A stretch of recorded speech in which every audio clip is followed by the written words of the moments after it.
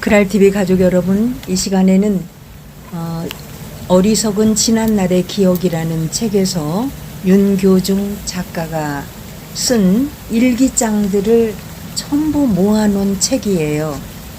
이 책을 읽어보도록 할 텐데, 이 윤교중 저자는 제 개인적으로는 저의 작은 아버님이십니다. 2024년 4월 25일 하늘나라로 떠나셨어요.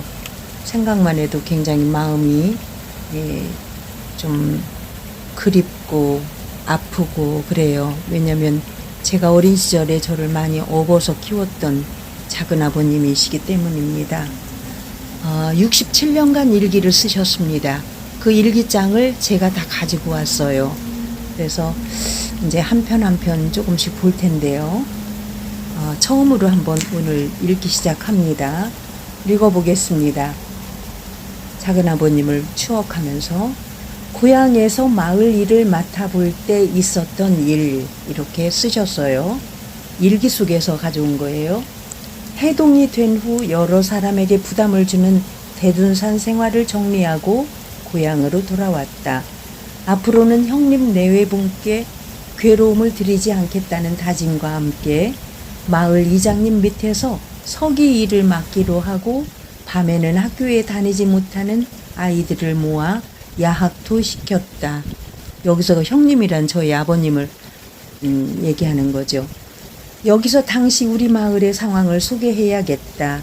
우리 마을은 논산 시가지에서 약 4km 떨어진 전형적인 농촌 마을로 동과 서에는 낮은 산이, 북에는 두루봉이라는 약 100m 높이의 산이 병풍같이 둘러쳐 있는 가운데 삼태기 형태로 확 트인 두루봉 남쪽 기슭에 143호의 가옥들이 모여 있었다.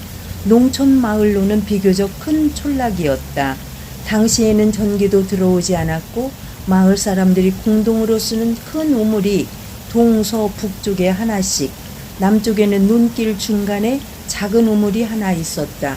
지금도 생각나는 마을의 모습들이 있는데, 정월 대보름 밤이면 아이들이 쥐불놀이하며 동쪽 놈들 덤벼라 하고 다른 한편에서 서쪽 놈들 덤벼라 라고 목청껏 소리치며 뛰어다녔던 곳과 마을 안에는 고라실이라고 하는 논이 있어 한겨울에는 논에 물이 얼어 수많은 동리 아이들이 스케이트를 즐겨 탔던 일이다. 그리고 동리에 전염병이 퍼지면 이 집 저 집에서 상을 당해 모두가 슬픔에 잠기곤 했던 일도 생각난다. 약 6개월간의 대둔산 생활을 정리하고 고향 마을로 돌아와 낮에는 마을 이장님 밑에서 서기 일을 맡아 촌락 일을 도왔다. 면에서 나오는 비료, 석유 등을 집마다 나누어 주거나 자동차가 다니는 도로에 자갈을 까는 노역동원 등 잡다한 일이었다. 한 번은 촌락 주민 50-60명을 동원하여 논산에서 부여로 가는 도로에 자갈을 까는 일을 하였다. 사람들이 맡은 구간의 일을 서로 힘을 합쳐 열심히 하면 좋겠는데 10분간 일을 하면 20분간 쉬며 서로 잡담하고 담배를 피우는 등의 성의 없는 모습을 보여 참으로 거슬렸다. 아직도 우리나라 사람들은 모든 일을 적당히 하고 요령을 피우는구나. 우리 마을 사람만이라도 이 정신을 개조해야겠다는 생각에 나는 촌락민들에게 큰 소리로 아직 20살이 되지 않은 사람은 앞으로 나오시오 하고 외쳤다. 그러자 5명 정도가 연장을 든 채로 하던 일을 멈추고 나왔다. 나는 촌락민들 앞에서 일장연설을 하였다. 제가 비록 나이가 어리고 촌락일을 맡아본 지도 얼마 되지 않았지만 오늘 일하는 모습을 보니 우리가 힘을 합쳐 열심히 하면 짧은 시간에 일을 마치고 돌아갈 수 있는데 열심히 하는 사람은 불과 몇 명에 불과하고 많은 분이 모여 잡담하고 담배 피우고 어슬렁거리는 모습은 차마 눈뜨고 볼 수가 없습니다. 우리가 이런 정신을 갖고 살았기 때문에 일본 사람들한테 지배를 받았으며 아직도 조국이 통일되지 않은 것입니다. 앞에 나온 나이 어린 사람들이 여러분을 대표하여 벌을 받는다는 것을 분명히 알아주기 바랍니다. 하고서 젊은 사람들을 엎드리게 한 후에 몽둥이로 볼기짝을 몇 대씩 때렸다.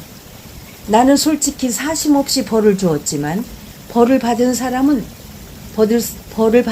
중 3명은 촌락에 돌아와 나에게 당한 것이 억울하다며 이장님 댁으로 찾아왔다. 교중이 방에 있으면 밖으로 나와라 하는 소리를 듣고 방에 계시던 이장님은 교중이 누가 밖에서 찾고 있네. 무슨 일인가? 하기에 나는 별일 아닙니다. 나갔다 오겠습니다. 하고 밖으로 나가 낮에 나에게 매를 맞은 사람들을 당당하게 맞이하였다. 나를 찾아온 동리 젊은이들은 나의 당당한 모습에 오히려 당황하는 기색이 역력하였다. 내가 찾아올 줄 알았습니다. 어디로 가실까요? 아니면 여기서 이야기할까요? 하고 말하자 그들은 나에게 우리는 자네한테 맞은 것을 복수하려고 온 것이 아니고 자네가 나이가 위인 우리를 동리 사람들 앞에서 창피하게 매를 때린 것에 대해 자네의 사과를 받으려고 이렇게 찾아왔네 하고 진지한 모습으로 말을 하는데 나 역시 그 사람들에게 처음부터 어떤 감정에서 한 일이 아니므로 그들의 마음을 풀어주는 것도 촌락을 위한 일이라는 생각에 사과하였다. 나의 행동이 경솔했습니다. 그러나 앞으로 촌락일은 물론 우리가 해야 할 일이라면 남에게 미루거나 적당히 게으름 피우는 일 없이 열심히 하도록 협조하여 주시기 바랍니다. 하고 말하자 그 사람들도 흔쾌히 나의 사과를 받아들였다. 그런 일이 있은 후부터 촌락민이 동원되는 모든 일에는 모두가 협력하여 짧은 시간에 효율적으로 일을 마치고 촌락으로 돌아갈 수 있게 되었다. 이런 에피소드를 일기에다가 적었습니다. 여러분, 이걸 적어놨기 때문에 이것이 이렇게 남아있겠지요. 이게 몇 년 몇 월 며칠인가는 이 책에는 안 써있지만 일기장이 제가 한 40~50권을 제가 가지고 있거든요. 그 속에 아마 들어있을 겁니다. 그 아들 서울대 현재 교수인 윤성민 서울대 교수가 이 일기장들을 전부 정리해서 발췌해가지고 그 아버지 살아생전에 함께 책으로 엮은 어리석은 지난날의 기억이라는 윤교중 저자의 책이었습니다. 오늘따라 작은아버님이 많이 그립네요. 정말 열심히 사셨고 하루도 빠짐없이 일기를 67년간 청년 시절부터 쓰시다가 돌아가셨습니다. 여러분, 일기는 얼마나 소중한지 우리가 이 남기고 간 일기를 통해서 재산보다도 더 소중한 보물이라고나 할까요?